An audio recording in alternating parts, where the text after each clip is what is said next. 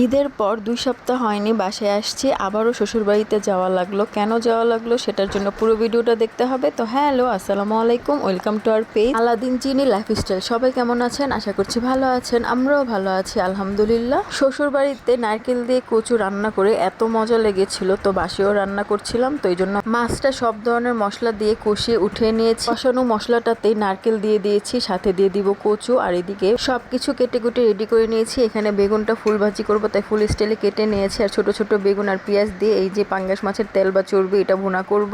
মাছ কষানো মশলাটাতে কচু, আলু, নারকেল দিয়ে তরকারিগুলো ভালো করে কষিয়ে নিব। কষানো হয়ে গেলে ঝোল দিয়ে বলক আসলে মাছগুলো দিয়ে দিব। লাস্টে তো জিরার গুঁড়া দিবই। আর এই তরকারিটা যতটা না শ্বশুর বাড়িতে মজা হয়েছিল, বাট এখানে এতটা মজা লাগেনি।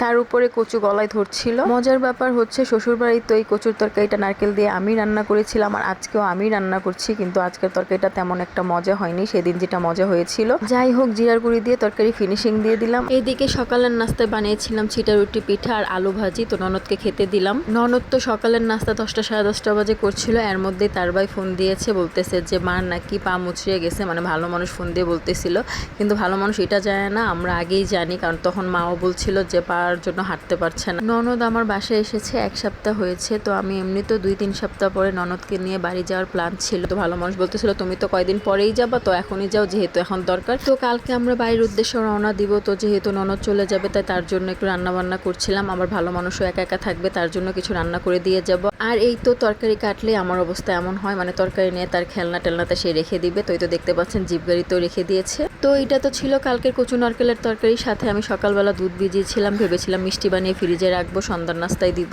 বাড়ি যাওয়ার কথা শুনে মিষ্টি বানানো ক্যান্সেল করে দিলাম, তারপর দুধটা দিয়ে চা বানালাম, পাপাইটাকে দিলাম। তো এই তো তরকারি সব কেটে নিয়েছি। বরবটি আলু দিয়ে তেলাপিয়া মাছ ভেজে রান্না করে যাব ভালো মানুষের জন্য। ননদ যেহেতু চলে যাবে তার জন্য ফ্রাইড রাইস করব, তার জন্য ফ্রাইড চিকেন ভেজে নিব অর্ধেকগুলো দিয়ে, আর অর্ধেকটা দিয়ে মুরগি ভুনা করে যাব ভালো মানুষের জন্য।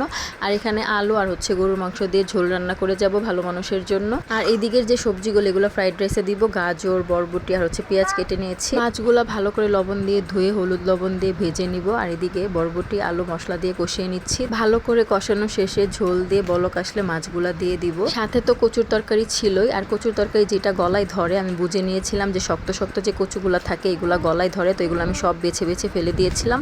আর নরম কচুগুলো একদমই গলায় ধরতো না, তো এগুলো রেখে দিয়েছিলাম। তো এগুলো আছে ভালো মানুষের জন্য, মানে প্রায় 5-6 দিন খেতে পারবে, জাস্ট গরম করে করে শুধু ভাতটা রান্নলেই হয়ে যাবে। এই তো ফ্রাইড চিকেন ভাজার জন্য সব ধরনের মশলা দিয়ে আমি 2-3 ঘন্টা আগে মেখে নিয়েছিলাম দুপুরে রান্না করার সময়। তো উপরে যে কালো কালো যেগুলো দেখছেন এগুলো হচ্ছে গোলমরিচের গুঁড়ো। ফ্রাইড রাইস করার জন্য দুপুরেই চালটা আমি সিদ্ধ করে নিয়েছিলাম পোলার চালের, তো ঠান্ডাও হয়ে গিয়েছে অলরেডি। এখন শুধু রান্না করার পালা, তাই রাইস কুকারে তেলে রসুন আর আদা দিয়ে একটু ভেজে নিয়েছি। তারপর সব ধরনের ভেজিটেবল যেমন গাজর, বরবটি আর পেঁয়াজ দিয়ে একটু ভেজে নিচ্ছি। আলাদা ডিমটা ভেজে দিয়ে দিব, তারপর সয়া সস, টমেটো যা যা লাগে ফ্রাইড রাইসে সব দিয়ে ফ্রাইড রাইস হয়ে গিয়েছে। তো দেখতে পাচ্ছেন আমরা খেতেও চলে আসছি। ফ্রাইড রাইস দিয়ে কিন্তু এরকম কালো করে মুরগি ভাজলে ভালো লাগে, তাই আজকে কালো করে ভেজে নিয়েছি ফ্রাইড চিকেন, যেটা রিয়েল মানে বিএফসি কেএফসি স্টাইল, ওইটা আর করিনি।